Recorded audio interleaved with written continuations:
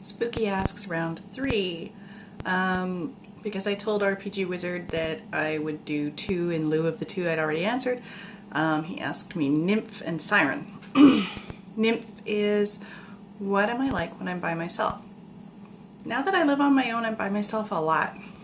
And I think the one thing that I do a lot of when I'm on my own is I just change my mind a lot. I can be headed in one direction and suddenly just change my mind, go a different way. I go into stores at random, I make plans and change them. I don't follow as much of a pattern when I'm on my own. And it's strange because like at work, I follow a very regimented pattern through the day, and so that people know sort of where I am and what I'm doing and whatnot. But when I don't have anyone else to answer to, like that's probably the one thing I do the most of,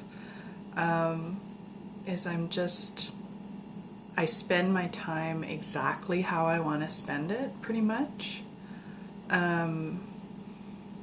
So like today, I had on my calendar to go to a tour this morning, and the tours start at 10 o'clock and 11 o'clock, and they hold them once a month. And I hadn't been, so I thought, well, you know, the timing's good, I'm on my own this weekend, I'll go.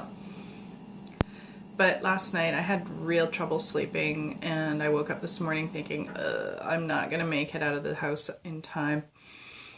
But as it got closer to the time, I realized I could probably do it. And so I thought, okay, well, we'll wing it. Packed up everything I needed for the next stop after and headed out.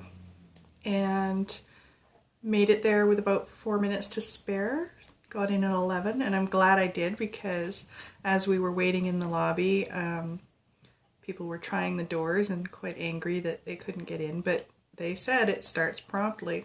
And this is the government house, which is the residence of the Lieutenant Governor of BC, who is the Queen's representative within the province. So this is like when visiting dignitaries from the royal family come, they stay there. And it's only a couple of blocks from where I'm living right now, so it's very convenient for me to walk down there. I walked around the grounds the other day and saw that this was coming up.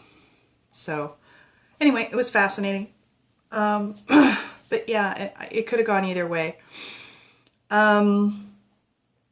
Siren. If you could make anyone do anything, what would you make them do? Now, if you had asked me this a few months ago, I would have said I would have made Stephen Harper resign as Prime Minister. He was really getting up my nose. Do not care for the man or his politics. But he's gone. We voted him out. And for better or worse, we've got Justin Trudeau in there, who's making a lot of changes. I don't know how that's all going to play out. We'll see.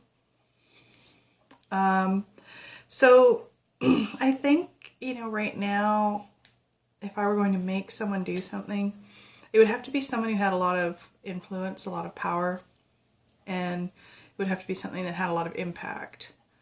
I think right now, I'd probably want to make the Pope rethink and restate the Church's attitude towards same-sex relationships and marriage, because I'm pretty fucking tired of that.